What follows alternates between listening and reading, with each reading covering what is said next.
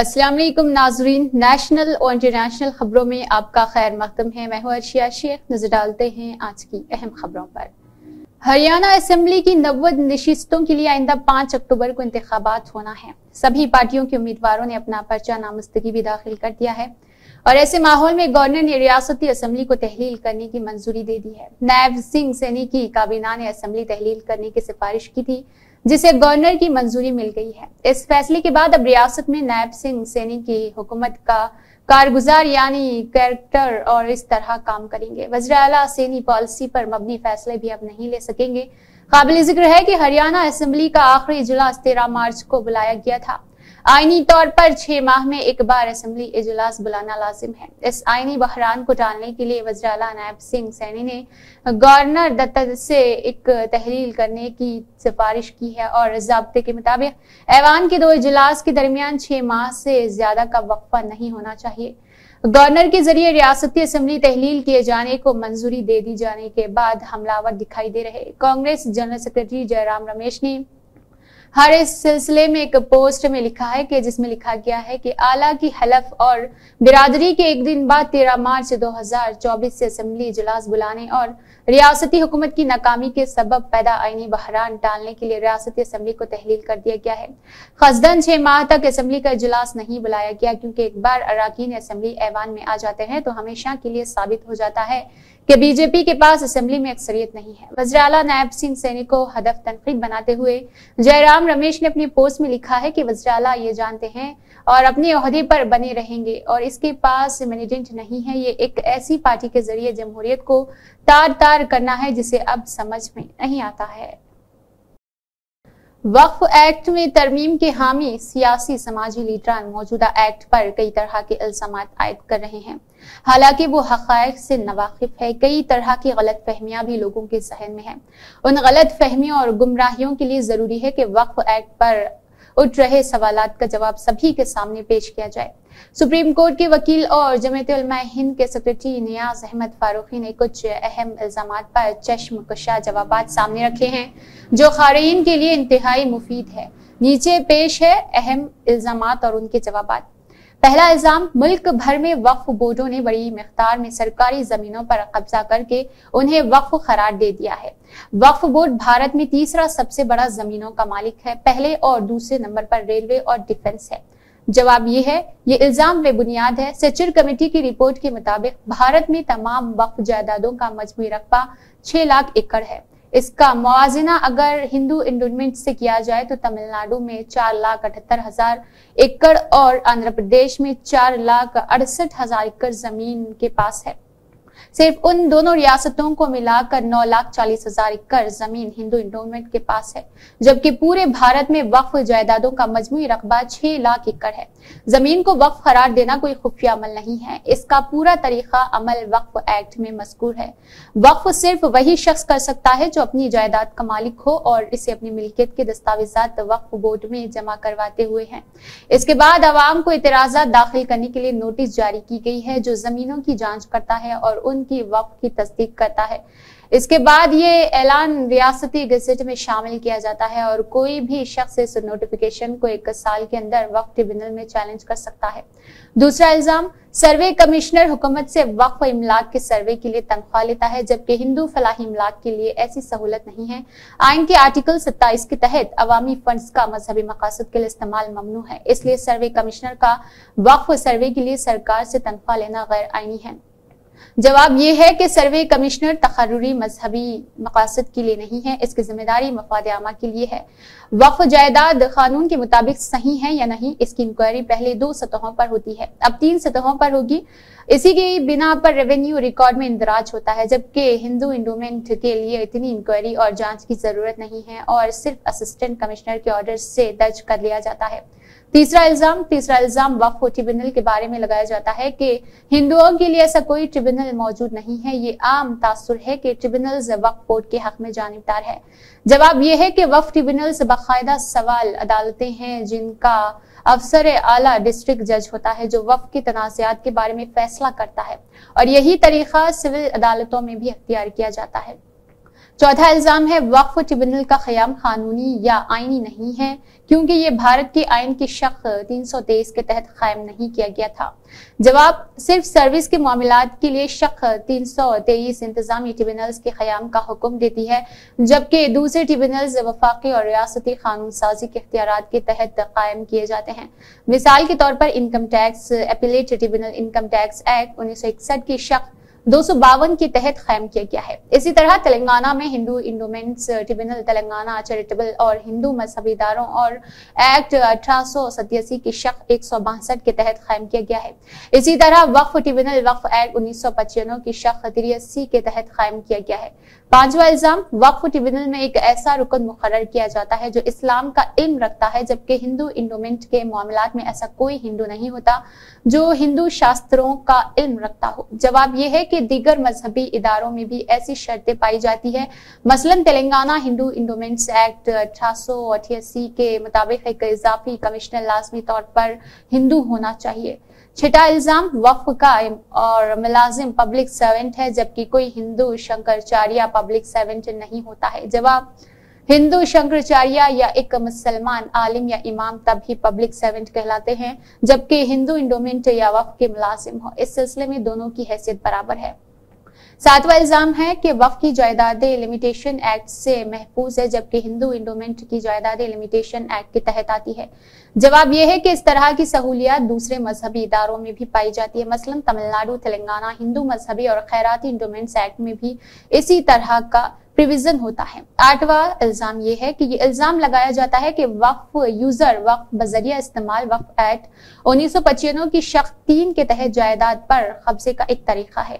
जवाब यह है कि वक्फ बाय यूजर उन कदीम वक्फों को तहफ़्फ़ुज़ फराहम करता है जो जुबानी अतिये की बुनियाद पर बनाए गए थे और उनका कोई तहरीरी रिकॉर्ड मौजूद नहीं है। इस्लामी कानून के मुताबिक जुबानी अतिया या वक्फ जायज है। वक्फ बाय यूजर एक मुसल्लमा कानूनी उसूल है और जरूरत इफादियत और शरीफ काम के मुताबिक है। नवा इल्जाम, कस्टोडियन के कब्जे में जायदादों को वक्फ बनाना है।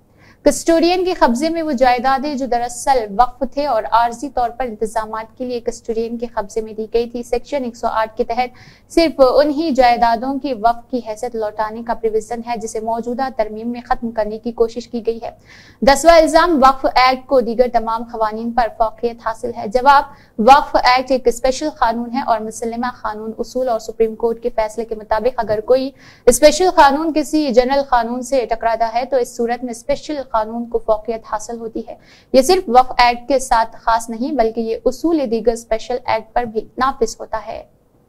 टीजीटी उर्दू इम्तिहान की तैयारी कर रहे हैं उम्मीदवारों के चेहरे इस वक्त खुशी से खिल उठे हैं जब Delhi subordinate service selection board ने इम्तिहान 2024 का रिशेड्यूल यानी नया शेड्यूल जारी किया है। वाज़ेह है कि दिल्ली के सरकारी स्कूलों में मुलाजमत के ख्वाहिशमंद उम्मीदवार गुज़िश्ता माह से टीजीटी उर्दू इम्तिहान की तैयारियों में जी जान से लगे हुए थे और इम्तिहान 27 अगस्त 2024 को मुनक़िद होना था, लेकिन इम्तिहान से 4 रोज कबल यानी कि इसको DSSSB की जानिब से एक सर्कुलर जारी हुआ था जिसमें इम्तिहान को मनसूख करने का ऐलान किया गया था। इस फैसले से उम्मीदवारों के चेहरे मायूस हो गए थे। इस दौरान इम्तिहान में ज्यादा से ज्यादा उम्मीदवारों की कामयाबी और दिल्ली के सरकारी स्कूल्स में उर्दू असातिज़ा की कमी को दूर करने के लिए मुख्तलिफ तंजीमों के अहदेदारान मुहिबान उर्दू और उम्मीदवारों की हौसला अफजाई और उनकी मदद करने में सरगर्म कारकुन रहे हैं। उन्होंने ये बात भी वाज़ेह कर दी है कि इम्तिहान की मनसूखी जरूर हुई है लेकिन उम्मीदवारों को अपनी तैयारी जारी रखनी चाहिए। मगरबी बंगाल की कोलकाता में पेश आए जेर तरबियत खातून डॉक्टर की इस्मत दरी और कत्ल वाक़े पर डॉक्टरों की नाराजगी किसी सूरत कम होती दिखाई नहीं दे रही। एक बार फिर मगरबी बंगाल हुकूमत के साथ डॉक्टरों की मीटिंग नहीं हो सकी है। हुकूमत ने तीसरी मरतबा डॉक्टरों को बातचीत के लिए मदऊ किया था और खुले दिल से अपनी बात रखने को कहा था, लेकिन वज़ीर आला ममता बनर्जी के कॉन्फ्रेंस हॉल में 2 घंटे तक डॉक्टरों का इंतजार ही करती रही। डॉक्टरों का नुमाइंदा वफद मीटिंग के बराह रास्त नशरिये को लेकर बजिद था और नतीजा ये निकला कि मीटिंग ही नहीं हो सकी है। इसके बाद ममता बनर्जी ने सख्त अल्फाज में कहा है कि इंसाफ के खातिर वो कुर्सी छोड़ने के लिए भी तैयार है, लेकिन उन्हें मुखालिफिन इंसाफ नहीं बल्कि कुर्सी चाहिए थी।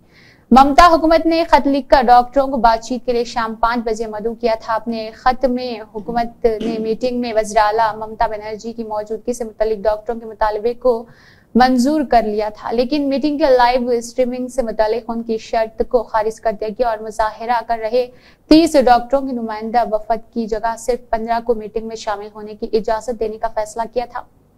बताया जाता है कि डॉक्टरों ने बातचीत की तजवीज को कबूल कर लिया था और नबनन पहुंच भी गए थे। इसके अलावा चीफ सेक्रेटरी के मुताबिक 15 की जगह 32 अराकीन का नुमाइंदा वफद मीटिंग के लिए पहुंचा था, जिन्हें इजाजत भी दे दी गई थी। साथ ही मीटिंग रिकॉर्ड करने की भी यकीन दहानी कराई गई थी, लेकिन डॉक्टर लाइव स्ट्रीमिंग को लेकर बसित हो गए और कॉन्फ्रेंस हॉल के अंदर नहीं गए। उत्तर प्रदेश के मेरठ में एक हैरत अंगेज मामला सामने आया है। यहाँ की हवाई पट्टी पर खड़े एक हेलीकॉप्टर के कई पार्ट्स यानी पुर्जे कुछ लोगों ने लूट लिए हैं। बताया जाता है कि 10 से 15 लोग रनवे पर घुसे और उन्होंने हेलीकॉप्टर के पुर्जे खोल लिए। पायलट ने जब उन्हें ऐसा करने से रोका तो इसके साथ मारपीट भी की गई है। पुलिस पर भी लापरवाही का इल्जाम आयद किया गया है। पायलट का कहना है कि उसने पुलिस से शिकायत की है, फिर भी कोई कार्रवाई नहीं हुई है। अब इसकी शिकायत एसएसपी से की गई है, जिसके बाद मामले की जांच शुरू कर दी गई है। हेलीकॉप्टर के पायलट कैप्टन रविंद्र सिंह की तरफ से मेरठ के एसएसपी को एक अर्जी दाखिल की गई। बांग्लादेश की साबिक वज़ीर-ए-आज़म खालिदा जिया की तबीयत खराब हो गई है, जिसके बाद उन्हें एक प्राइवेट अस्पताल में दाखिल कर दिया गया है। एक मीडिया रिपोर्ट में इस ताल्लुक से जानकारी देते हुए बताया गया है कि बीएनपी मीडिया सेल के रुकन और खान के हवाले से बताया गया है कि बांग्लादेश नेशनलिस्ट पार्टी बीएनपी के सरबराह 69 साला खालिदा जिया अपनी रिहायश से एवरकेयर अस्पताल पहुंची है, जहां उनकी तिबी जांच की गई है और अब रिपोर्ट का इंतजार है। खालिदा जिया के doctor professor AZM Zahid Hussain ने कहा है कि मेडिकल बोर्ड ने कई टेस्ट कराने की हिदायत दी है और अस्पताल में दाखिल होने के बाद उन्हें एक प्राइवेट कैबिन में रखा गया है। उन्होंने मजीद कहा है कि टेस्ट के रिजल्ट्स की रिव्यू करने के बाद आगे का इलाज किया जाएगा। Uttar Pradesh power corporation limited बिजली चोरों पर नकेल कसने के लिए लगातार छापेमारी की कार्रवाई कर रही है। बिजली कॉर्पोरेशन की सख्त कार्रवाई का अंदाजा इस बात से लगाया जा सकता है कि अगस्त माह में मजमूई तौर पर 371 बिजली चोरों को पकड़ा गया है। ये मुख्तलिफ तरीकों से बिजली की चोरी कर रहे थे। उन सभी पर मजमूई तौर पर बिजली कॉर्पोरेशन ने 57 लाख रुपए का जुर्माना आयद किया है। बिजली कॉर्पोरेशन के अफसरान का कहना है कि छापामारी की कार्रवाई बवक्त सुबह की जारी रही। ज्यादा चोरी वाले इलाकों में तरजीही बुनियाद पर कार्रवाई की जा रही है। जो भी बिजली चोरी करते हुए पाया जा रहा है, इस पर मुकदमा दर्ज कर जुर्माना आयद किया जा रहा। गौर करने वाली बात तो यह है कि इस तरह बिजली चोरी से बिजली लाइन में खराबी पैदा होती है, साथ ही ओवरलोडिंग का मसला भी पैदा होता है। कांग्रेस के सीनियर लीडर पवन ने इल्जाम लगाया है कि चाहे रामनवमी और हनुमान जयंती का त्योहार हो या मुहर्रम हो, बीजेपी मौके पर तनाज़ा खड़ा करना चाहती है। कर्नाटक में गणपति विसर्जन के दौरान तशद्दुद और पत्थरबाजी के वाक़े पर पवन ने कर्नाटक हुकूमत का दिफा किया और बीजेपी को इस वाक़े का जिम्मेदार ठहराया है। उन्होंने बताया है कि मरकज में बरसर-इख्तिदार पार्टी की ज़हनियत मुल्क और समाज में तनाज़ा पैदा करना है। कांग्रेस लीडर ने कहा, हमने त्योहारों के दौरान आपस में कभी कोई दुश्मनी या झगड़ा नहीं देखा।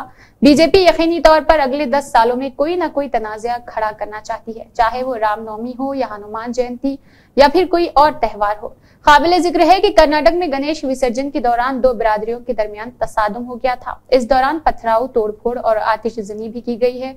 ज्यादा वजन की वजह से पेरिस ओलंपिक्स से नाअहल करार दी गई। हिंदुस्तान रेसलर विनेश के बारे में भी पूछे गए सवाल के जवाब में पवन ने कहा है कि पीटी उषा वही करेगी जो उन्हें करने का हुक्म दिया गया है।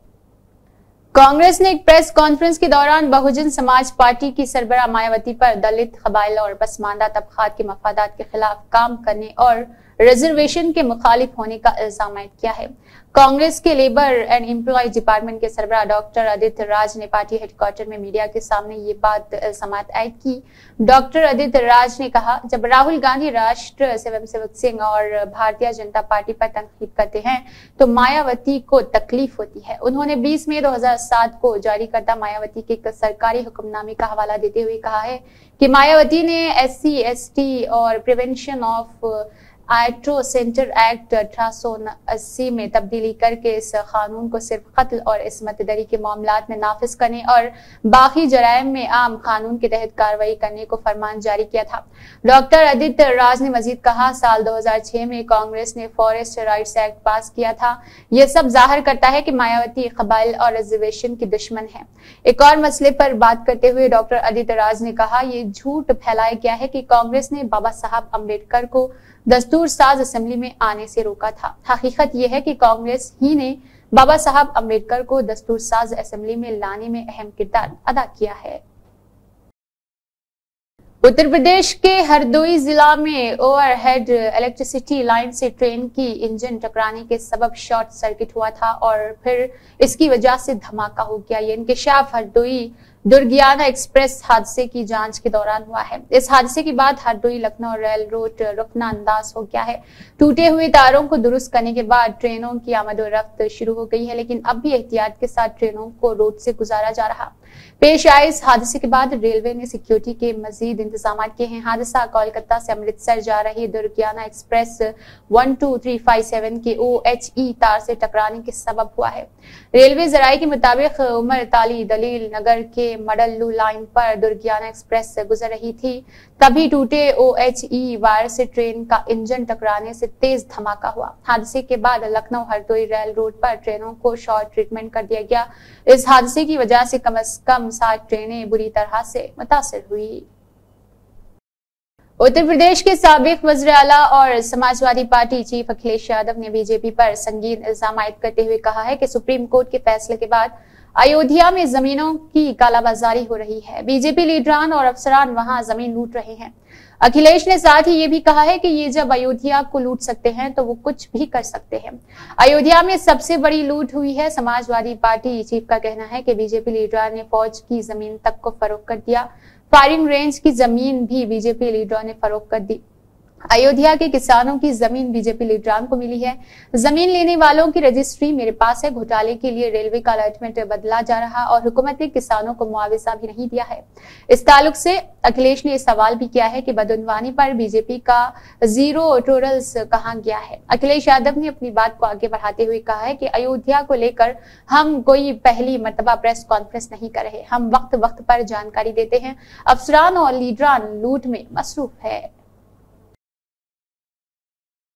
मध्य प्रदेश के शहर इंदौर में फौजी एहलकारों और उनकी खातून साथी के साथ खौफनाक वाकया पेश आया है। कांग्रेस के रुकन पार्लियामेंट और कायद हिज़्ब इख्तिलाफ राहुल गांधी ने इस वाकये पर शदीद रद्द-ए-अमल का इजहार करते हुए कहा, बीजेपी के ज़ेर इख्तिदार रियासतों में नज्म नस्क मौजूद नहीं है और फौज के 2 नौजवानों और उनकी खातून साथी के साथ जो वारदात अंजाम दी गई है वो पूरे समाज को शर्मसार करने के लिए काफी है।